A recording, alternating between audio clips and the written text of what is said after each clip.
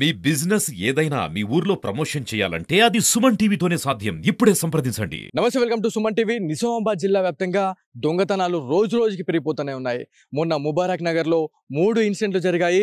అదేవిధంగా నిన్న చూసుకుంటే నందిపేట మండలంలోని వెల్మల్ గ్రామంలో 3 దొంగతనాలు జరిగాయి. ఆ 3 దొంగతనాల్లో దాదాపు 11 లక్షల నగదు, అదేవిధంగా 20 తులాల బంగారం, 18 తులాల వెండిని కూడా అపహరించారు అని చెప్పేసి నందిపేట పిఎస్కి సంబంధించిన పోలీస్ అధికారులు చెప్పడం జరిగింది.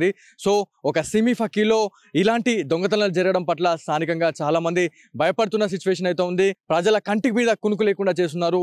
ఇలాంటి ఈ దొంగతనాలు జరగడం పట్ల చాలా మంది భయపడుతున్న సిచ్యువేషన్ అయితే ఉంది. మొన్న ముబారక్ నగర్లో ఒక సిమీ ఫకీలో ఎలా అయితే ఎంట్రీ ఇస్తారో ఒక 3 వ్యక్తులు కూడా ఏపీకి సంబంధించిన ఒక కార్ని తీసుకొని వచ్చి ఈ దొంగతనాలు చేస్తున్న సిచ్యువేషన్ అయితే కనబడింది. తాజాగా నందిపేటలోని వెల్మల్ గ్రామంలో కూడా 3 ఇండ్లలో కూడా చోరీ చేశారు. ఏదైతే దొంగతనం చేసిన తర్వాత అదే ఇండ్లలోని పొడి కారాన్ని వాళ్ళు అక్కడక్కడ చల్లేసి క్లూస్ టీమ్కి ఎలాంటి ఆధారాలు దొరకకుండా ఉండేందుకు ఇదంతా చల్లారు అని చెప్పేసి మనకి ప్రాథమికంగా తెలుస్తూ ఉంది. డాగ్ స్క్వాడ్స్ అదేవిధంగా క్లూస్ టీమ్స్ కళ్ళు కప్పేందుకు ఇలాంటి విశ్వ ప్రయత్నాలు చేస్తున్నా ఉన్నారు అని చెప్పేసి తెలుస్తుంది. సో నిజామాబాద్ జిల్లాలో మొన్నటి వరకు చైన్ స్నాచర్ల ఆగడాలైతే మితిమీరిపోయాయి.